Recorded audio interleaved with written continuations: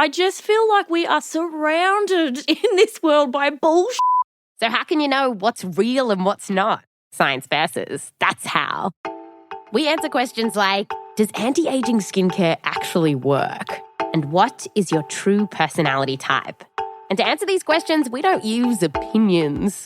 We dive into the scientific studies, talk to the experts, and put it in a podcast that I know you are gonna love. Listen to Science Versus on Spotify.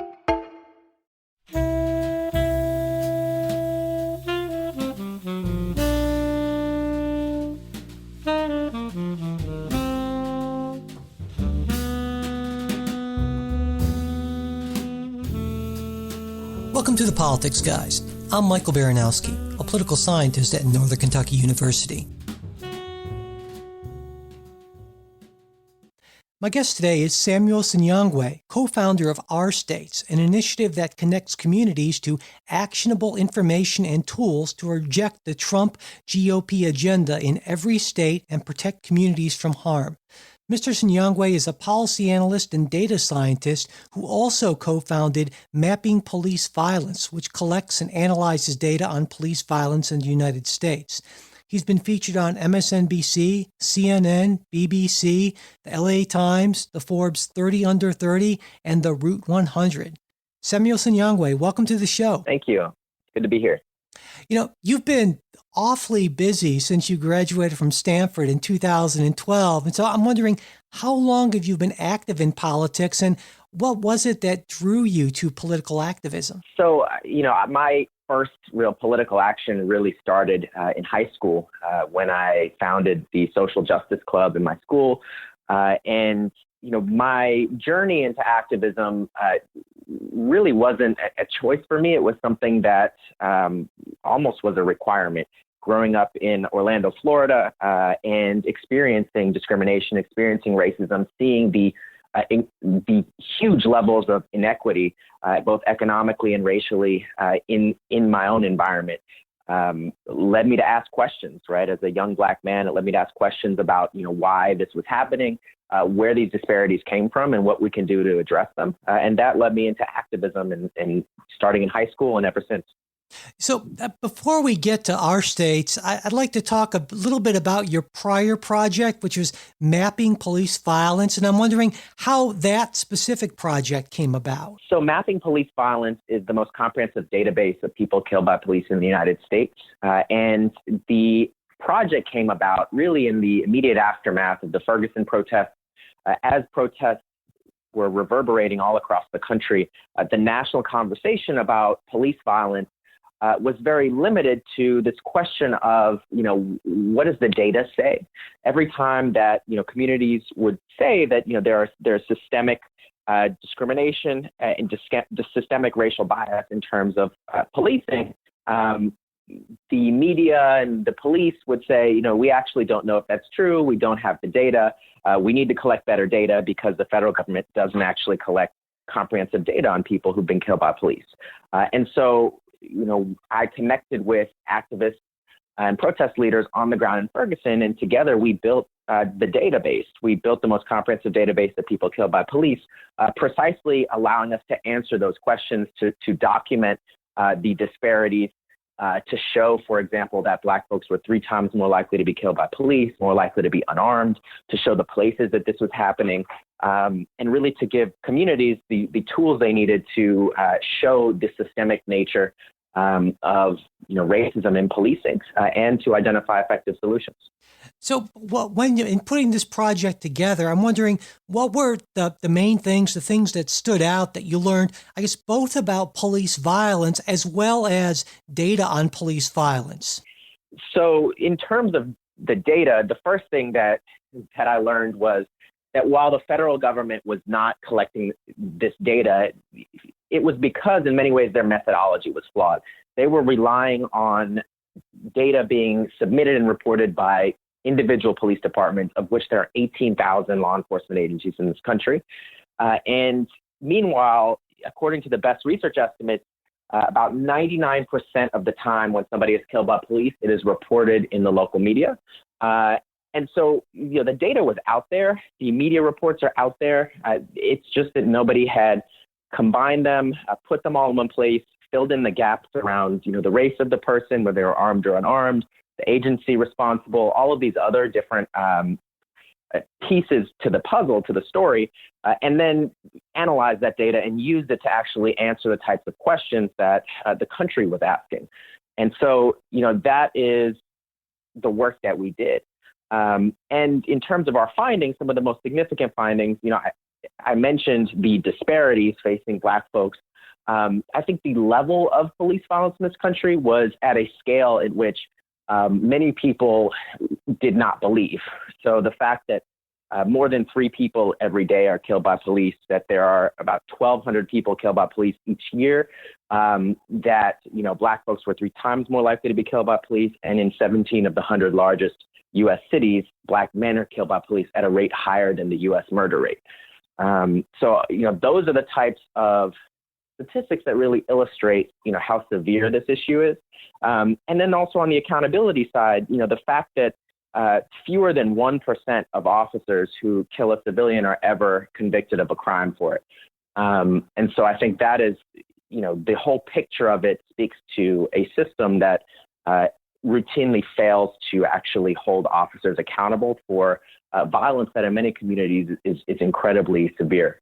Now, I know a lot of folks, especially on the right at least, will say that projects like Mapping Police Violence, they'll call them anti-police. I even heard the term war on police and so forth. And I'm wondering how you respond to those people who say that what you're doing is anti-police, that police should have the benefit of the doubt and that sort of thing. How do you respond to those folks? So what I say is that, it is not, what we're trying to figure out is how do we actually reduce and ultimately end police violence. And I think that what is clear is that the places that have lower levels of police violence, they also are safer for officers. They do not have higher crime rates. Like there are places that are actually doing it right. And so we're trying to learn from that and scale that across the country. So there are many police departments that have very high rates of police violence, places like Orlando, Florida, and Bakersfield and St. Louis. But there are also communities that have the same demographics, the same crime rates, that actually have much lower rates of police violence, places like Buffalo, New York, and even Newark, New Jersey. So if we can understand what is working in particular places, we can actually scale that. And what you see is in those places, they are not more dangerous for officers. They are not a climate that is anti-police just because those communities have put in place policies that can help hold officers accountable. So again, I don't think that there's any data showing that addressing police violence is somehow anti-police or puts officers in danger. In many ways, that's just rhetoric. Right. And I think what a lot of folks felt, at least under the Obama administration, was that they were sort of on the right track in using consent agreements, and the Justice Department sort of working with cities and police departments to try to reform systemic racism and so forth. And I would guess then that it's a concern for you that under the Trump administration, it seems like the Justice Department is going in a very different direction on this issue. That's correct. And so we've seen, Jeff Sessions, the AG, try to walk back the negotiations and the agreements that have already been made. We've seen him try to backtrack on Baltimore, their consent decree, which fortunately the judge sort of overruled him and said, we're going forward with this along with the city. But what that speaks to is that the progress that had been made under the Obama administration has been halted. And this current administration is actively looking for ways to unravel the progress that has been made. And so, what we're saying is that is problematic, but it is not, the be all end all of police reform. Because the Department of Justice only has the resources to investigate a handful of departments each year anyway, and there are 18,000 police agencies. So, it will take change at the local and state levels really to make significant progress on this issue. And so we're really focused on advocacy at those levels. to make it happen. Right. You mentioned that 18,000 police forces, and I thought about that. I thought, my gosh, that must be a massive undertaking to gather data from all these sources and so forth. So I'm just wondering, in terms of the nuts and bolts, how difficult was this and is this to do, and how do you support such a massive effort? So fortunately, we aren't the only people working in this space. There are two groups, killbotpolice.net and Fatal Encounters, which have been doing something similar for a long time, in that they were using a system of Google alerts to flag whenever an article comes online that has a particular keywords like officer-involved shooting, police-involved killing, those types of keywords. And in doing so, they built up massive databases of these incidents going all the way back to 2013. What we did was merge those two databases, which hadn't been merged before, and then fill in the gaps of information around, the race of the victim, whether they were armed or unarmed, and then make sense of all that information, because it hadn't previously been just sort of a spreadsheet online. What we did was tell the story of what the numbers say. And in terms of the resources, it is easier to do this because we're relying on local media reports. We're relying on information that's available online already, whether through criminal records databases, obituaries, social media profiles, media reports. And that is much easier than going to 18,000 police departments and requesting information, waiting on that information to be provided if it ever does get provided. I mean, that strategy is the strategy that the federal government had relied upon, and it's precisely why their numbers, they only have about 40% of the records that we have.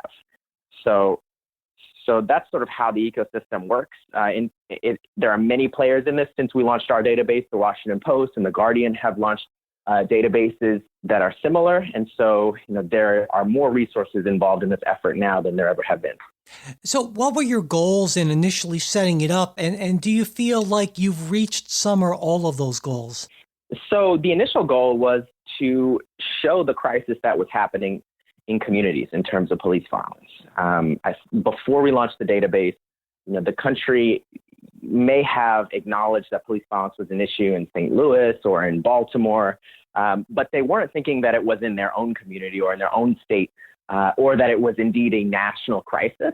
And I think through the data, and not only through the data, but also through activism all across the country, I think it has in large part convinced this country that this is a crisis and that something is going on.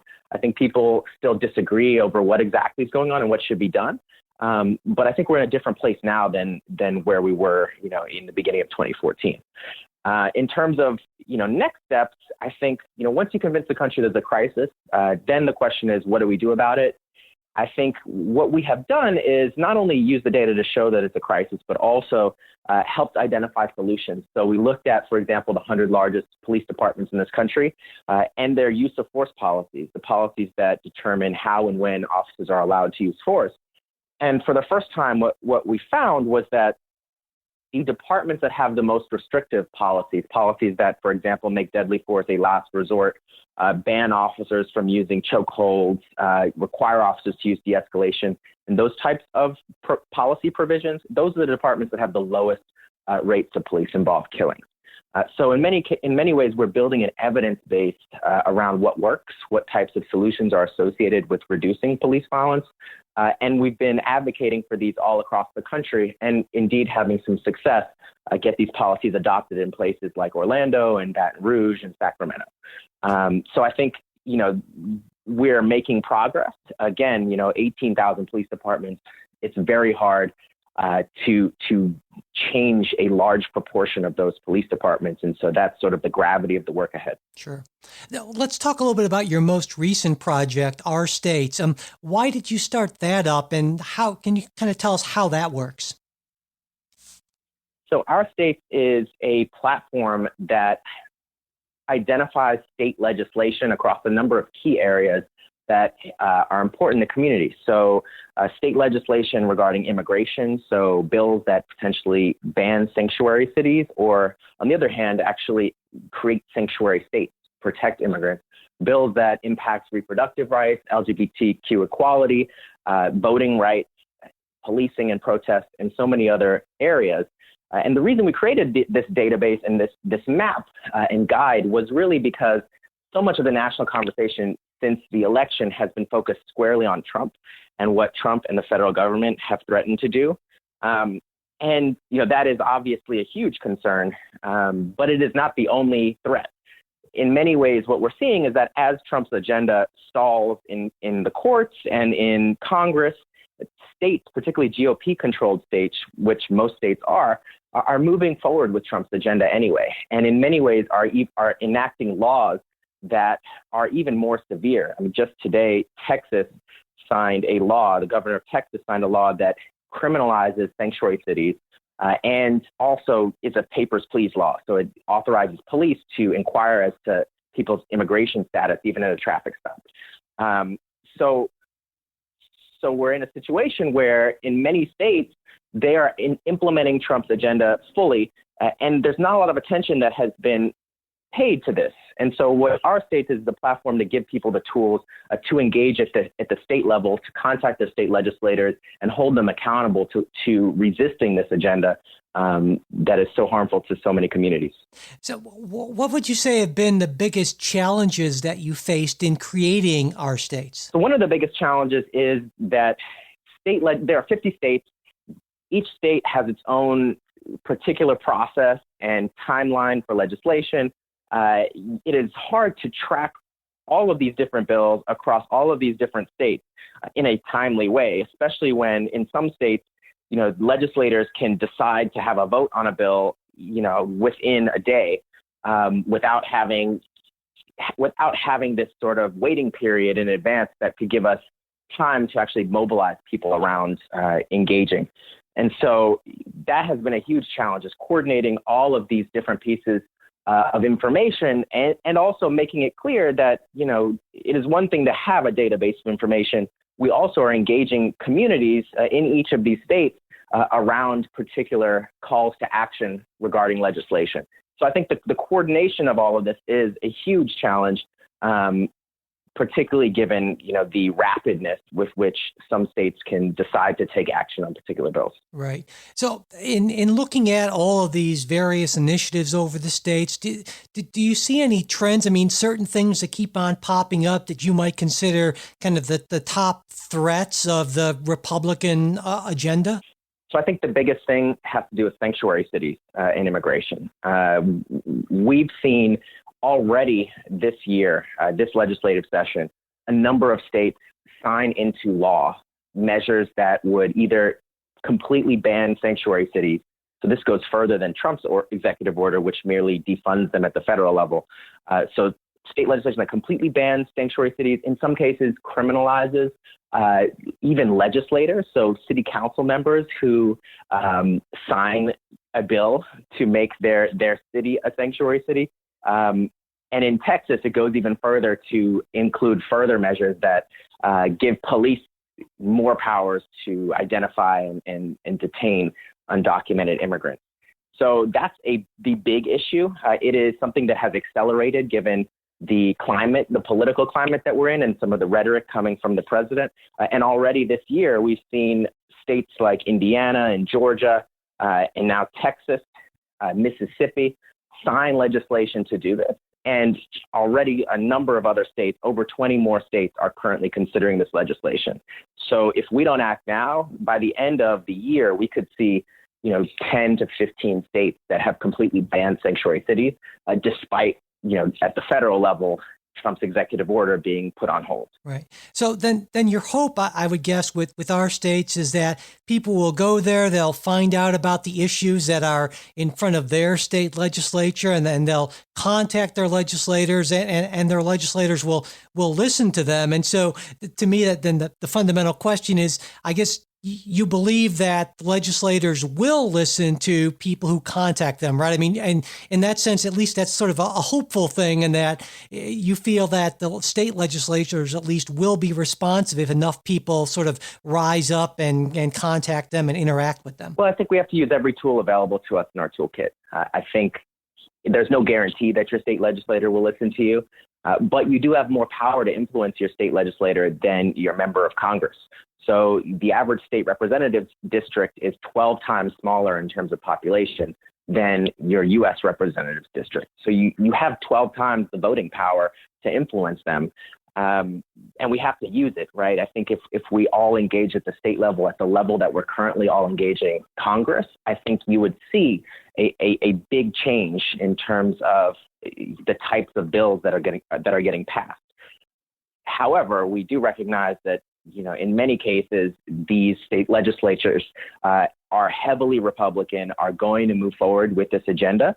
And so the question is, how do we actually make sure that we're unseating these representatives in the upcoming elections? In 2017, we have Virginia that's having their state House of Representatives having an election, as well as in New Jersey. And then 2018, all the other states are having their elections. And so we're working with partners like Flippable that are engaging in the electoral politics of making sure that we're actually flipping these state representatives, these state legislatures. Yeah. It's got to be sort of a frustration in that so much of the news coverage is, focused on Trump and the national level and so forth. Whereas, as you pointed out, there's so much going on at the state and local level, and people can actually have a greater voice. And yet, it seems like engagement at that level and news coverage at that level is so much less than it is at the national level, where people can't have quite as much of an influence. Absolutely. And part of it is that part of it is the education, the political education, to help people understand that on so many of the issues that they care about, the state legislatures actually have more power over those issues, more jurisdiction over those issues than the federal government in most cases. And so, this is something that, given the structure of the United States government and federalism, it requires us to engage at the state level to really have impact. Yeah, absolutely. So, clearly there are a lot of serious concerns that people in the United States have. I mean, especially people who are poor, LGBTQ, or people of color. And so to kind of shift and try to end things on at least a slightly more positive note, what do you see that's positive? I mean, what sort of things make you, proud of America, give you hope for the future, that sort of thing? So I'm hopeful because of the numbers of people that have engaged, that are now engaged in the work, that now have shown up, whether it's in marches like the Women's March, which is the largest march in U.S. history, whether it has been the protests against police violence that we've seen over the past several years, more protests than ever had been recorded in U.S. history in terms of the number of protests. That shows a level of engagement and activism that is necessary to address and to resist the threats that are coming from the federal government and from many of these state legislatures. I think the challenge is, how do we coordinate all of that? How do we make our numbers count? I think there are more people who believe in justice and equity than believe in, Trump's ideology of exclusion. And the question is, how do we make our numbers count? And so I'm hopeful that we can figure that out, that we can continue to organize and build coalition, and we can continue to use new technologies that can help scale this work more rapidly. Things like on Twitter, which has been so effective over the past several years, of bringing voice to the voiceless, as well as other technologies that have yet to be developed. Right. And I would imagine an especially challenging element of that is getting progressive voters to come out and vote in non-presidential year midterm elections or in state legislative elections where turnout tends to be much lower and conservatives tend to be overrepresented. Exactly. Another huge part of making our numbers count. Yeah, absolutely. Now, one final question I have for you. So obviously you are very wired into what's going on in politics these days and policy. And so what is it that you do to stay current with everything that's going on? And for our listeners, what resources would you recommend for them to stay up to date without being overwhelmed by everything? So Twitter has been an incredible resource for me. Because it is real-time information and news about what's happening.